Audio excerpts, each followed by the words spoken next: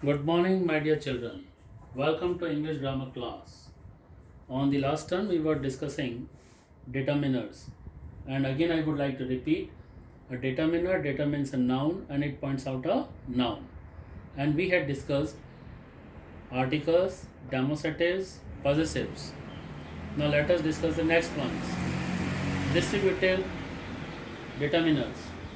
Children, either, neither, each, and every. These are distributive determiners.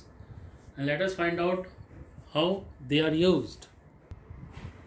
Either is used when we want to say any of the two different persons or things. When we want to point out any one out of two. For example, you can take either book. It means that there are two books. You can take either book. Next, either can also be used in the sense of both. For example, trees are growing up either side of the road. It means that both the side of the road. Next, neither. Neither gives the opposite impression. For example, you should take neither side. You should take neither book. Right? It means that there are two books. So you should take neither book. You will not take any book. It means. Next, my dear children, each and every. We use each when we talk about things that are separately one by one. For example, each child of this class was given a diary. On the other hand, every is used when we think or talk about a group. Okay, then we use every. For example, every child needs special attention. Every child needs special care. Right? So remember that every is used when number is large. Okay, if I say that here, every Indian must be proud of their country. It is very important. Now let us come to next. Quantifiers. Quantifiers when we talk about numbers and quantity. Now let us see here. These are the words that are used to denote quantity or number. Some, any, much, many, several. Now let us find out. Some can be used before both quantity and number. For example, I have some books of English, right? But if I said it here, there is some water in the pitcher. So some can be used before both countable and uncountable nouns and to show number and quantity. One more thing, some is used in affirmative sense. For example, I have some friends. On the other hand, any is used in negative sense. I don't have any book of Sanskrit. It is negative sense.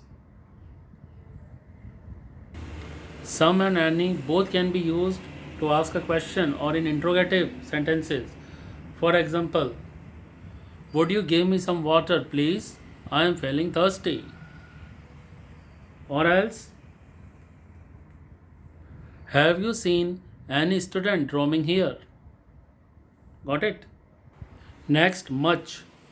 Much is used before uncountable nouns to denote quantity. For example, he has done much work today. And many is used before countable nouns, plural nouns. Remember, for example, there are many students present today. One more sentence. Many people gathered at the function. In quantifiers, there are some more quantifiers. For example, few and little.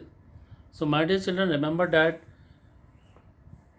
few is used before countable nouns and little is used before uncountable nouns. It means that to denote quantity, few for number and little for quantity.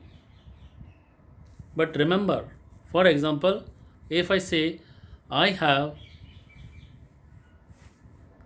a few books of English, it means that it gives positive sense. If I said it here, I have few books of English, it means that I don't have. I lost the few books of literature which I had. It means that all the books of literature I lost. It means that here the total number. Likewise, little. Little is used as I told you, it is for quantity. For example, there is a little water in the jug. So a little means here some water. If I said it here, there is little water in the jug, it means that it gives negative sense. The little water that was inside the utensil got spilled. It means that the total amount of water when we use the little. Next and last, interrogative determiners. It means that they are used to ask questions. But remember that after these words, noun must come. If noun will not come, it will be interrogative pronouns. But actually, we are not talking about interrogative pronouns. We are talking about interrogative determiners. And I already told you that determiners play role like adjective. They are determiners are used before nouns. Okay, for example, let us see here. What color or which color you like most? Whose book is this? How much money do you require? How many copies do you have? So, my dear children, it is over. Thank you.